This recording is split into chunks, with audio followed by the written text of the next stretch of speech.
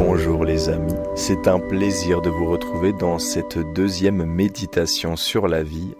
Au moment où je l'enregistre, je n'ai pas encore posté la première, donc je ne sais pas encore quels sont les retours dessus. Donc ne vous inquiétez pas si je n'ai pas encore appliqué les retours que vous m'avez faits. De toute façon, je pense faire quelques épisodes avant de me rendre compte si c'est une bonne idée ou pas. Mais cela dit, si ne serait-ce que quelques personnes sont contentes du contenu et que ça peut les aider à réfléchir et à méditer sur des sujets, alors je serais déjà ravi. Tout comme j'ai été ravi au début en parlant de Rêve Lucide que quelques personnes s'y intéressent. Et voilà, si je peux ne serait-ce que rendre service à une seule personne, ça me fait déjà très plaisir. Aujourd'hui, on va parler d'un sujet, ne vous inquiétez pas, je vais dire bateau, mais je pense que je vais pas mettre le sujet dans le titre parce que c'est tellement bateau que ça n'intéresse personne. Et en fait, c'est dommage parce que c'est extrêmement important et intéressant. Et vous allez voir, tout au long de cet enregistrement, on va décortiquer un sujet qui paraît basique, que tout le monde connaît, mais que en fait très peu de gens comprennent vraiment. Et d'ailleurs, j'ai pas forcément envie de vous donner le nom directement de ce dont on va parler, parce que j'ai peur que vous quittiez simplement la vidéo, parce que c'est un sujet qu'on entend tout le temps, mais que peu de gens intègrent vraiment. J'ai décidé d'en parler parce que j'en ai fait l'expérience cette année, même depuis plusieurs années maintenant, et je vais commencer par un exemple, simplement mon cas personnel. Je vais vous expliquer quelque chose sur moi, et ensuite je vous expliquerai pourquoi j'ai décidé de parler de ça. Et en quoi c'est extrêmement important et que beaucoup de gens finalement ne font pas forcément les choses comme elles, je pense, devraient, et que ça amène à beaucoup de frustration, beaucoup de mal-être. Le but de cet enregistrement, bien sûr, c'est de vous aider à vous sentir mieux, à être plus aligné avec vos idées, à être plus confiant, simplement à être moins stressé, avoir une meilleure communication avec les autres, etc. C'est vraiment le but de ces méditations sur la vie. Alors tout commence en 2021, quand je rencontre mes amis youtubeurs. Parce qu'avant ça, je n'étais pas ami avec ces gens-là, donc je pense à Poisson Fécond. Alors je dis youtubeurs, c'est vrai que c'est une façon d'englober, je dirais plutôt ces web entrepreneurs, ces entrepreneurs. Il y a de plein de choses, il y a aussi des salariés, il y a plein de choses différentes, plein de personnes différentes. Mais disons, quand j'ai rencontré ces personnes-là, j'ai été amené à me battre contre quelque chose, c'est-à-dire que je suis quelqu'un de très introverti et de très timide. Et il a fallu, en rencontrant ces personnes, que je me rende à des événements où il y avait il y avait beaucoup de youtubeurs, beaucoup d'entrepreneurs, beaucoup de personnes comme ça, qui sont pour la plupart très extravertis. Et donc, pour se rassembler, ce qu'ils aimaient bien faire, c'est des soirées à thème, voilà, où pendant toute la soirée, on discute, on fait des jeux ensemble pour apprendre à se connaître. Je me souviens qu'il y avait une application qu'ils avaient fait où il fallait répondre à des questions. Et le but, c'était que pendant la soirée, grâce à l'application, on aille discuter avec les gens pour faire connaissance. Sauf que moi, du coup, à l'époque, quand je suis arrivé dans ce milieu-là, je me souviens de la toute première soirée qu'on avait fait. Et j'ai passé la soirée avec une seule personne qui était un peu timide comme moi. Et je n'ai parlé à personne d'autre, presque. Au tout début de la soirée, j'ai parlé à 2 personnes parce qu'il y avait encore très peu de monde qui était arrivé et qu'il y en avait un d'entre eux qui venait aussi de Suisse. Donc, j'avais pu sympathiser un peu. Mais dès qu'il y a commencé à avoir un peu plus de monde et des gens qui se connaissent, tout de suite, je me suis senti mal à l'aise, pas à ma place, et j'avais qu'une envie, c'est de rentrer chez moi, en fait. Donc, en fait, j'étais moi-même. À cette soirée, j'étais moi-même. J'étais timide, j'étais renfermé, j'étais introverti, mais j'étais quand même là parce que j'avais été invité par Chris, donc de la chaîne Poisson Fécond, par Haïm, de la chaîne Haïm du coup, qui fait de l'hypnose, enfin voilà, avec aussi Théo, qui est plus connu en ce moment sous le nom de Théo Audace, je crois. Et du coup, voilà, toutes ces personnes, je me retrouvais avec, mais je les connaissais pas vraiment. J'étais très introverti. Et pourtant, j'étais moi-même. Donc c'est le sujet de la vidéo. Voilà, je vous le dis maintenant, que j'espère vous resterez malgré que le sujet soit bateau, mais ne vous inquiétez pas, c'est pas pour rien que je le traite. C'est parce que je pense que la plupart des gens, et moi le premier, en fait, quand j'entends être soi-même, je ne réalise pas à quel point c'est au cœur du bonheur et c'est puissant, en fait. Et je vais vous expliquer pourquoi je vous ai donné cet exemple, parce que dans cet exemple, j'ai été moi-même. J'étais moi-même, vraiment j'étais moi-même, et en fait, ça ne m'a absolument pas réussi. Et aujourd'hui, je suis toujours moi-même, et pourtant, ce genre de soirée, il n'y a aucun problème, et ce n'est pas parce que j'ai l'habitude de ces soirées. C'est parce que je vois autrement la notion d'être soi-même. Et je vais vous expliquer ça dans cet enregistrement, j'espère vraiment que ça vous plaira. En tout cas, c'est quelque chose qui m'a énormément aidé et que j'ai vraiment compris depuis un peu moins d'1 an. Ça a commencé décembre passé en fait. Et depuis, j'ai vraiment intégré l'idée. Donc je vous ai pris cet exemple pas pour rien, c'est pour vous expliquer que j'ai été moi-même et que pourtant j'étais vraiment pas heureux, pas bien dans ces contextes-là. Aujourd'hui, je suis toujours moi-même. Et ce genre de soirée, je le vis très bien. Même si je dois rester toute la nuit, même si je connais personne, même si je suis entouré d'extravertis, je le vis très différemment et ce n'est pas parce que j'ai l'habitude de ces soirées. Voilà. Alors, qu'est-ce qui se passe ? Qu'est-ce que ça veut dire être soi-même finalement ? J'ai l'impression que, voilà, c'est une phrase qu'on nous répète souvent. Voilà, sois toi-même et tu attireras les bonnes personnes. T'es très bien comme t'es. Reste toi-même surtout. Au début de relation aussi, on peut entendre ça souvent. T'inquiète pas, reste toi-même, c'est la meilleure façon de voir si je t'apprécie vraiment, des choses comme ça. On a tous un peu été confrontés à cette notion de rester ou d'être soi-même, mais la plupart des gens, et ça toute notre vie, être soi-même, ça comporte des qualités et des défauts. Et donc beaucoup de monde vont essayer de combler ça en changeant des choses chez eux. Et par exemple, si j'avais dû, moi, faire un changement, par exemple, quand je vous disais, quand j'ai fait ces soirées au début et que vraiment j'étais introverti et que j'étais pas à ma place, la première idée qui pourrait me venir, et qui m'est venue d'ailleurs à l'époque, c'est bon, je suis trop introverti pour ces soirées, il faut que je devienne extraverti. Il faut que j'apprenne à parler aux gens. Il faut que j'apprenne à faire connaissance avec quelqu'un, à lui poser des questions, à m'intéresser, à rester concentré plus longtemps, à ne pas m'endormir trop rapidement dans ces moments-là, à boire peut-être plus ou moins en fonction de l'état que je veux avoir. En fait, beaucoup de monde, je pense, partent dans cette idée de ok, être moi-même dans ce contexte-là, ça ne convient pas, il faut que je change. Eh bien, je vous invite à ne surtout pas faire ça. Je vous invite réellement à ne surtout pas faire ça. Ça ne veut pas dire ne pas aller là où vous devriez aller ou rester vous-même si ça ne vous convient pas. Quand je dis rester vous-même, ça veut dire dans un contexte précis, bien sûr.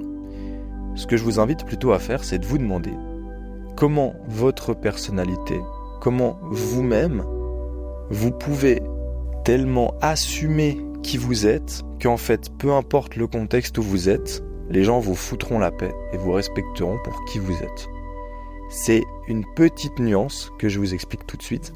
C'est que si, à ce moment-là, dans la soirée, les gens savaient, ou j'aurais pu simplement dire aux gens, moi je suis quelqu'un d'introverti qui parle à une seule personne à la fois, sinon je commence à bugger et à être fatigué, donc si jamais je pars 10 minutes marcher dans la rue, vous inquiétez pas, c'est pour ça. En fait, dans les faits, si j'avais dit par exemple quelque chose comme ça, j'aurais été exactement la même personne que ce que je vous disais, où la soirée s'est mal passée parce que j'étais pas bien. Il n'y a rien qui change dans ma personnalité. Je suis toujours l'introverti, je suis toujours déconcentré et vite fatigué quand il y a beaucoup trop de personnes, j'ai toujours besoin d'aller marcher un peu tout seul quand j'ai besoin de recharger mes batteries, tout ça, ça ne change pas. Donc je suis moi-même. C'est ça que je vous disais, c'est que effectivement, on reste soi-même. Par contre, c'est la vision qu'on a de nous-mêmes qui fait la différence. Ce n'est pas la vision des autres qui fait la différence. Quand on te dit « reste toi-même », certes, mais justement, je pense que la plupart des gens comprennent ça de travers.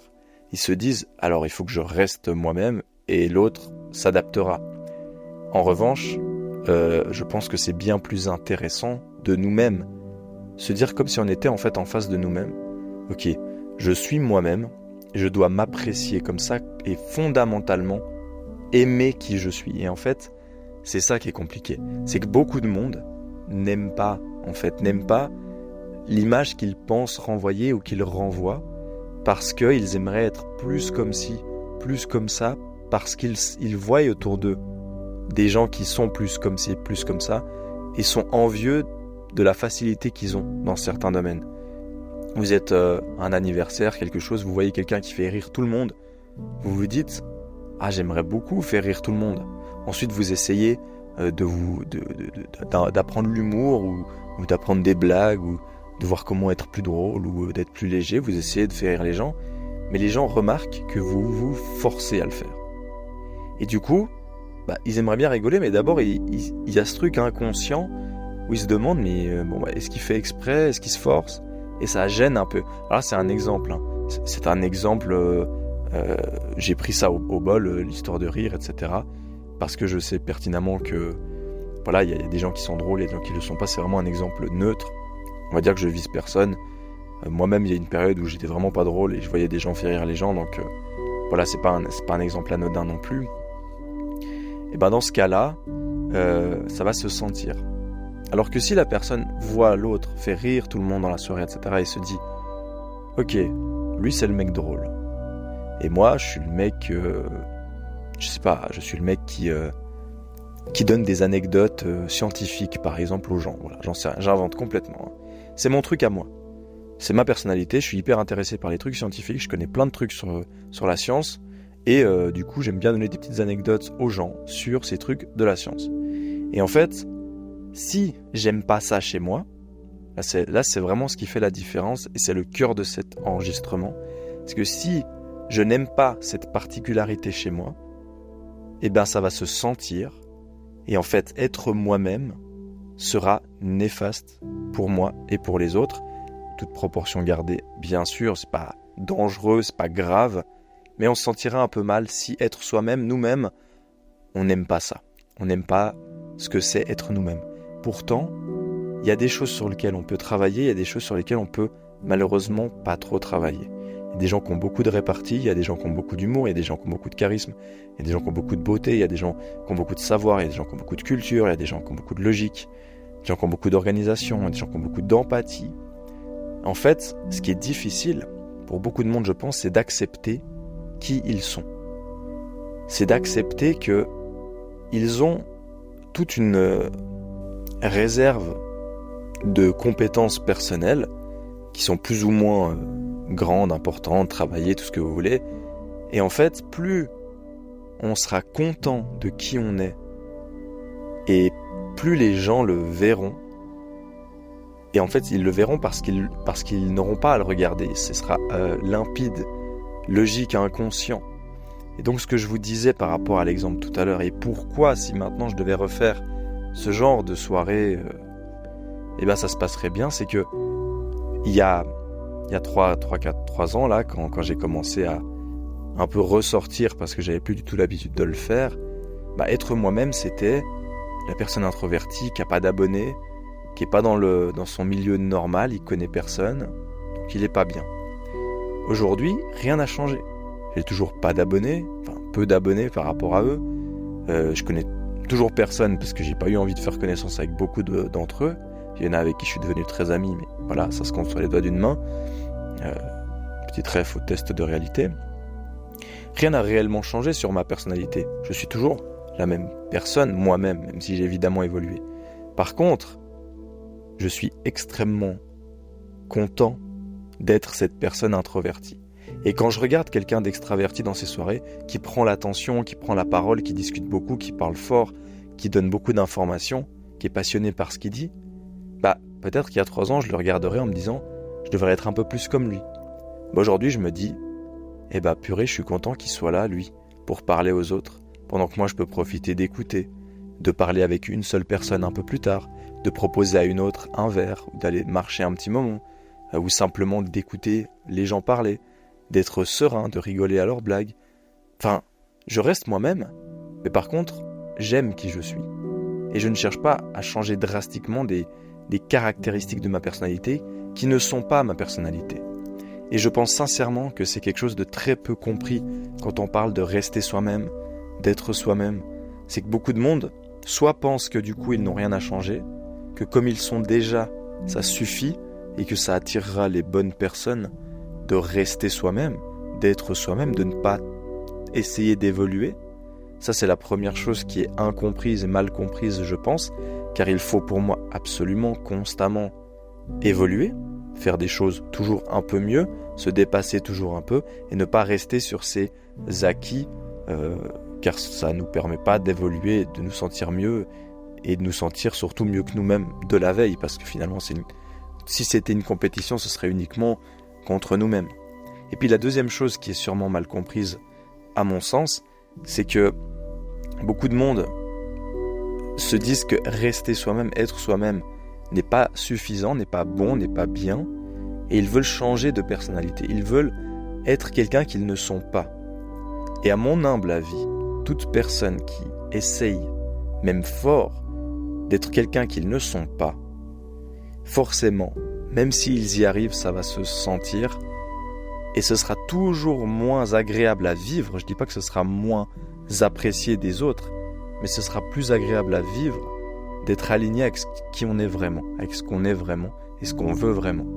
Par exemple, je peux de nouveau vous donner un exemple me concernant, parce que finalement les exemples c'est toujours sympa et ça explique beaucoup de choses. Avant de rencontrer ces gens, du coup je me disais j'aimerais beaucoup faire des vidéos avec des youtubeurs plus ou moins connus. Enfin, c'est quelque chose qui m'aurait pas dérangé.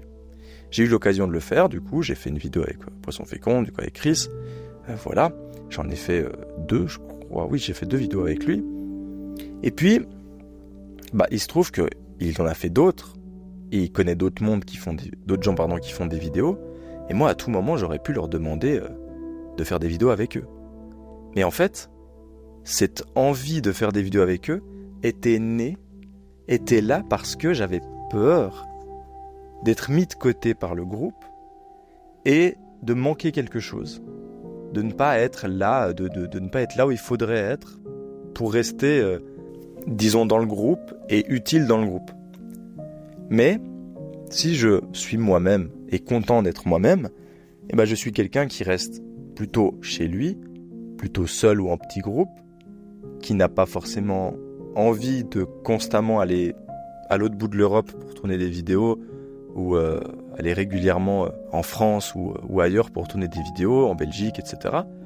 Donc concrètement, ça ne me sert à rien de me sentir mal, de manquer quelque chose qui de toute façon n'est pas aligné avec qui je suis. Ça ne ferait que de m'épuiser, certes, je serais tout content pour mon ego. On revient au sujet de la dernière vidéo, à la première vidéo de cette série de méditations sur la vie. J'aurais nourri mon ego à ce moment-là, c'est-à-dire j'aurais pu me dire « trop cool ». J'ai tourné dans 20 vidéos de youtubeurs connus. En soirée, j'aurais pu dire tu sais que j'ai tourné avec 20 youtubeurs et tout.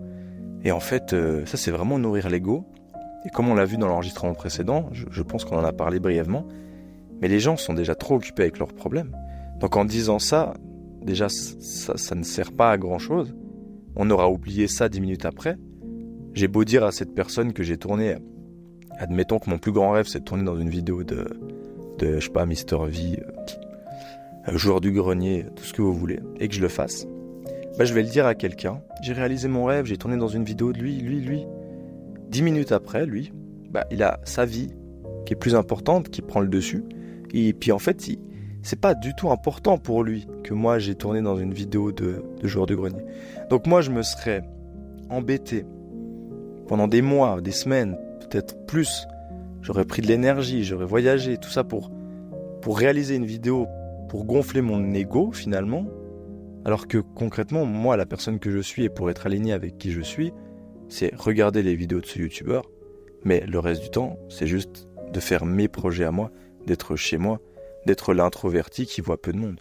Et là, je dépense beaucoup moins d'énergie et je me rends surtout compte que, en restant moi-même, je me sens mieux, je me sens plus heureux, je suis moins stressé. Et je me détache de ce besoin de prouver, puisque je comprends que ça ne sert pas à grand-chose de faire les choses pour les autres, ou pour la reconnaissance des autres, puisque les autres s'en fichent en fait. Je pense souvent à ça quand je regarde quand j'ai Instagram sur mon téléphone, quand je regarde les stories des gens. J'aime beaucoup regarder les stories des gens, j'aime beaucoup regarder les stories de mes amis, voir ce qu'ils font, même de connaissances, etc. C'est toujours très intéressant. Mais par contre, je sais que le sentiment, quand on fait la story, on prend du temps. On prend du temps, peut-être parfois on fait 5 fois la vidéo pour avoir le plan parfait. On va chercher pendant 5 minutes la musique qu'il faut. On met des emojis par-dessus, etc. On prend beaucoup de temps pour faire cette story qu'on poste sur notre compte Instagram en pensant que les gens vont partager la même émotion que nous, on l'a vécu. Mais non, les gens vont juste voir une image. La plupart vont même pas entendre la musique parce qu'elle n'est pas par défaut. Ils vont passer à la story suivante.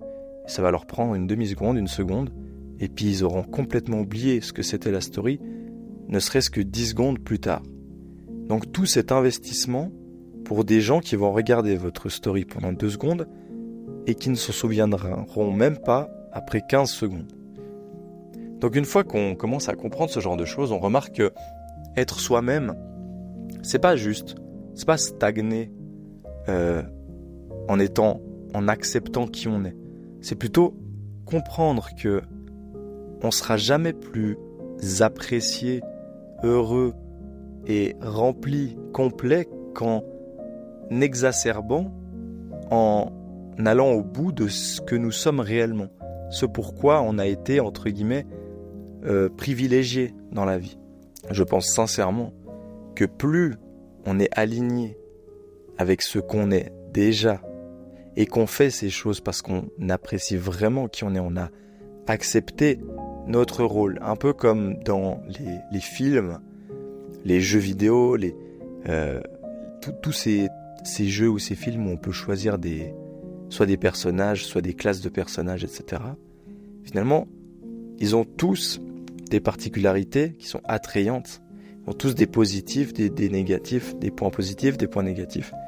Mais pour un même film, par exemple les Avengers, je prends cet exemple parce qu'il y a beaucoup de personnages différents, il n'y a pas un super-héros qui est mieux que les autres. C'est chacun aura une préférence pour un des super-héros. Si vous êtes dans votre corps persuadé que vous êtes le meilleur des super-héros dans le groupe et que chacun de vos amis est persuadé que lui-même est le meilleur des super-héros, pour moi ça c'est juste génial. Parce que ça veut dire que vous allez tous avoir super confiance en vous, vous allez accepter qui vous êtes vraiment, et du coup tout se fera naturellement. Chaque force de chaque personne est mise en avant. Et c'est comme ça, je pense qu'on va vraiment au bout des choses.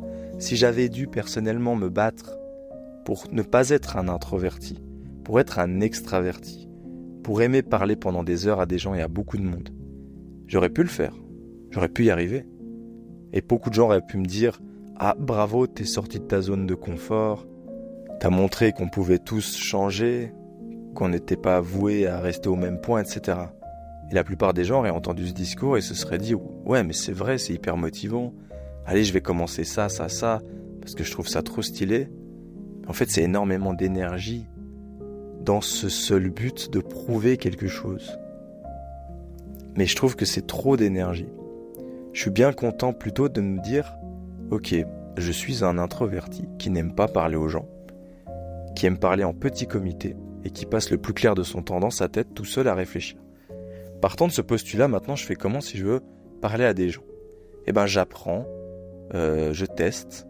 Et ce que j'ai fait, du coup, c'est qu'à la place de me dire je vais devenir extraverti, je reste introverti, mais j'apprends la compétence de parler à un inconnu dans la rue en me sentant moins stressé.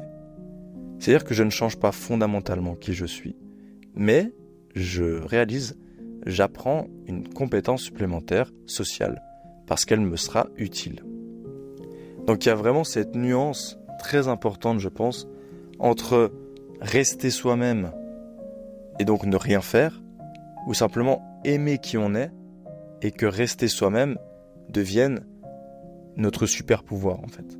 Quand on s'apprécie vraiment, quand on aime la personne qu'on est dans le groupe, avec nos différences, avec nos complexités, et puis ce qu'on apporte finalement dans le groupe, et même quelqu'un qui parle peu peut apporter énormément, quelqu'un qui parle beaucoup peut apporter énormément, quelqu'un qui est rarement présent peut apporter énormément, quelqu'un qui a peu de temps disponible peut amener énormément, etc., etc.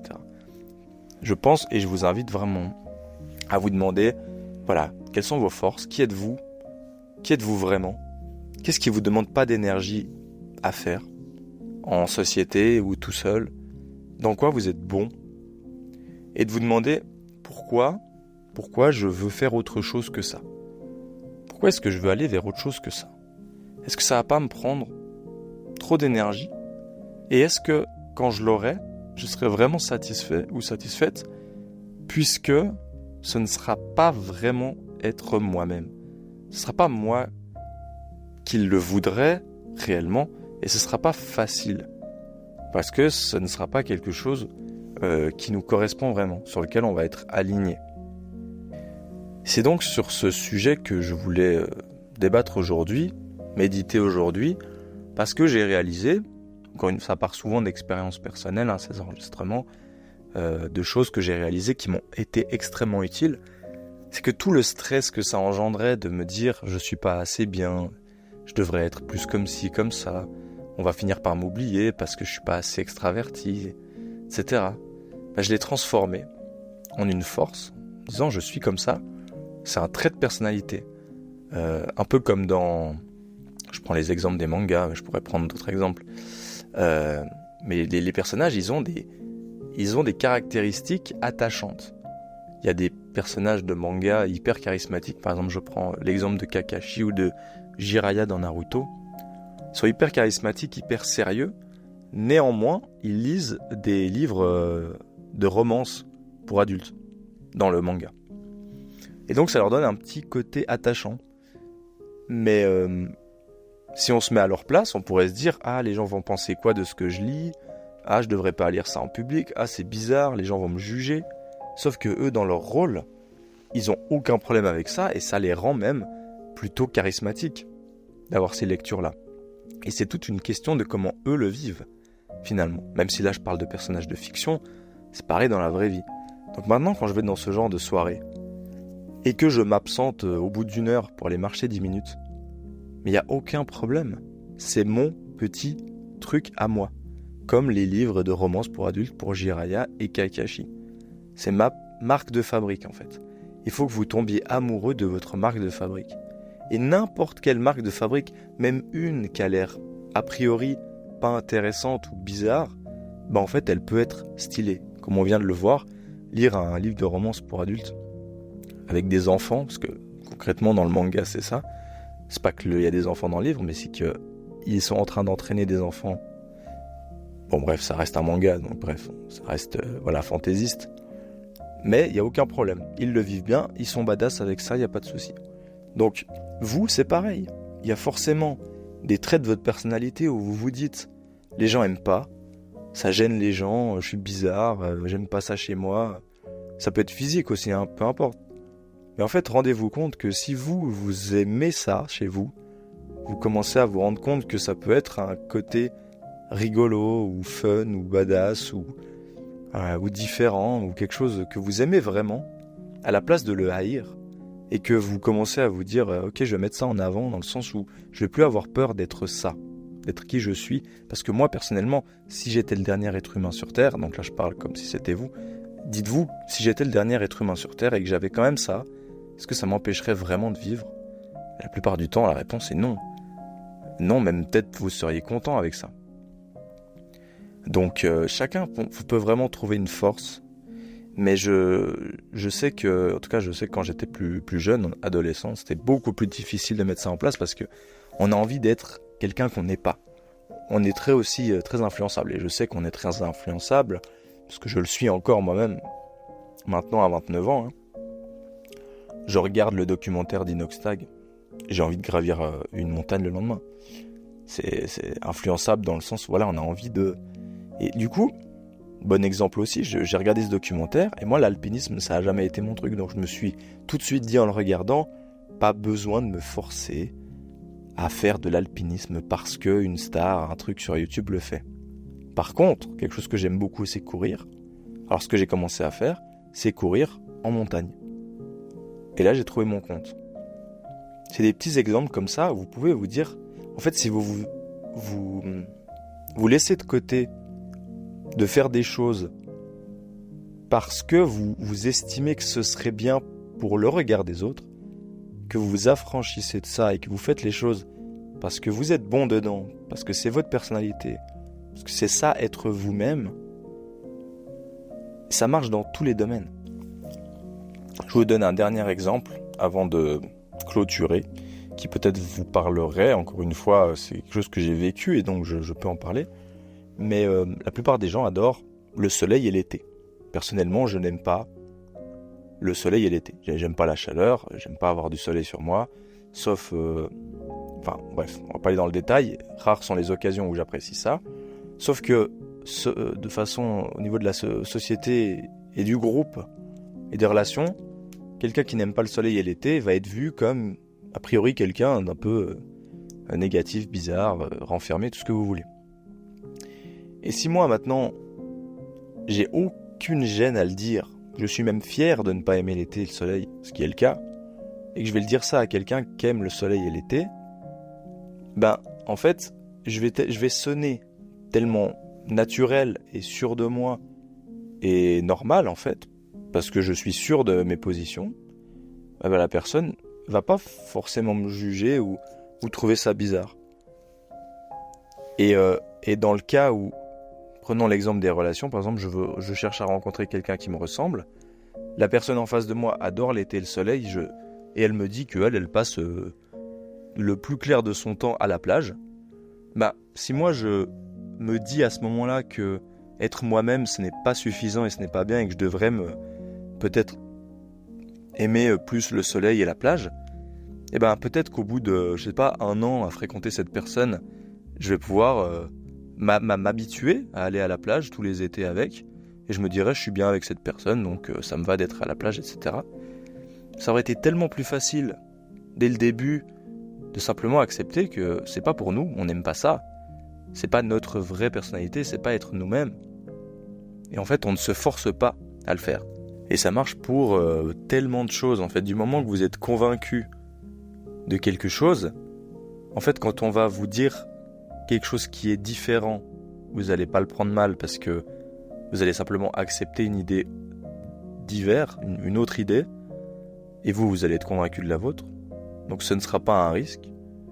Et ça pour tous les sujets. Ça peut être des sujets assez bêtes et des sujets plus complexes. Ça peut être des sujets liés aux relations, ça peut être des sujets personnels, ça peut être vraiment plein de sujets différents.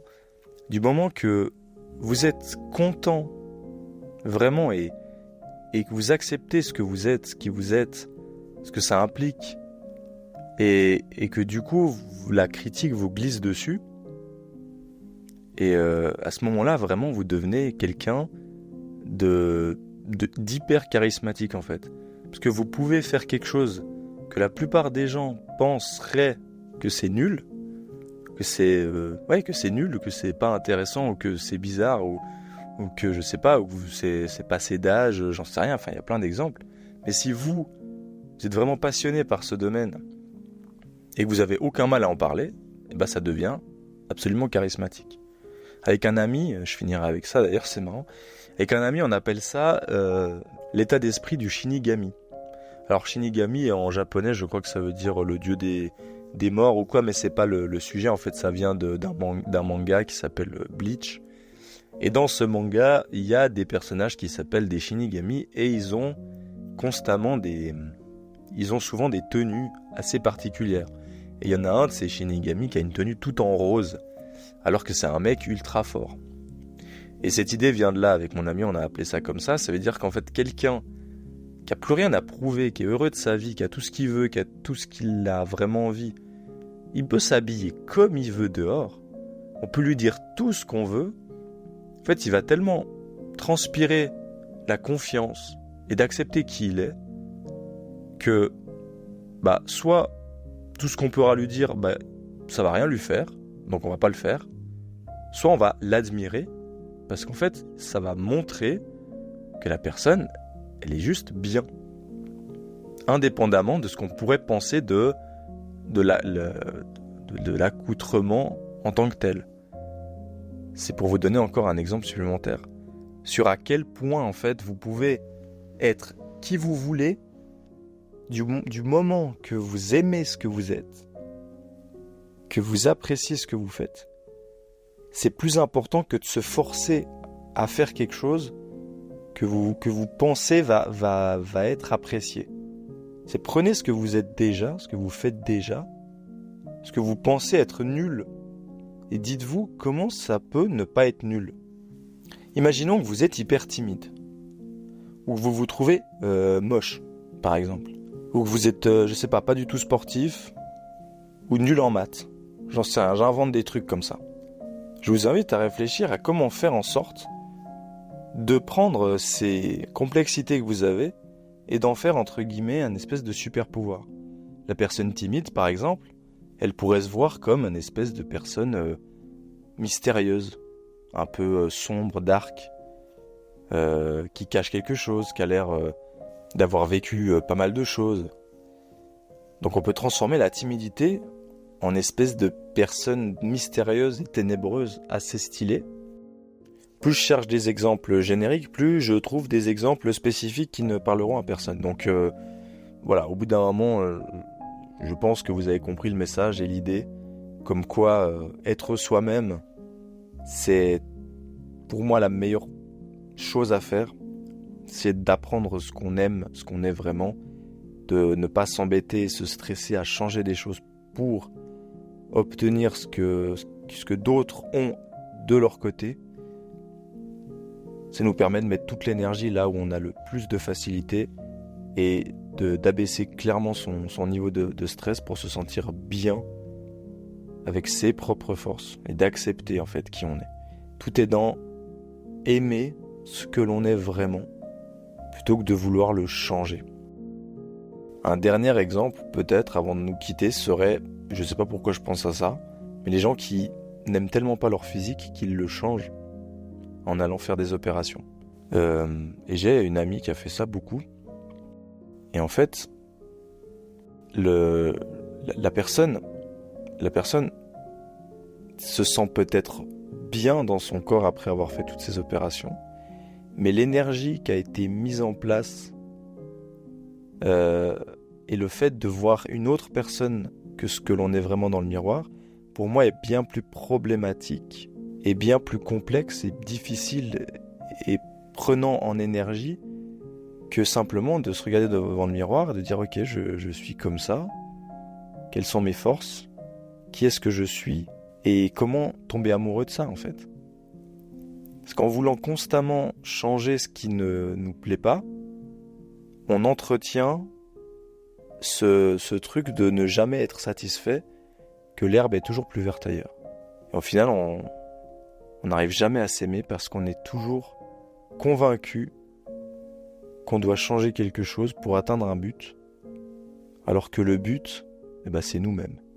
Et pousser chacune de ces caractéristiques au maximum pour rendre le monde meilleur, pour inspirer les autres, pour être plus intéressant, plus intéressé, en meilleure santé, etc. Pour moi, c'est vraiment comme ça que ça devrait être. Mais voilà, je serais curieux de savoir ce que vous en pensez, donc n'hésitez pas à m'en parler dans les commentaires. Je sais pas du tout si ce format va perdurer, parce que vraiment je parle comme je parlerais à un ami, comme je parlerais à moi-même, et ça peut être très spécifique, ça peut ne parler à personne, ça peut parler à... J'ai aucune idée. Donc j'espère vraiment que ce sera bien accueilli. Et si c'est pas le cas, c'est pas grave. J'aurais essayé quelque chose. Voilà.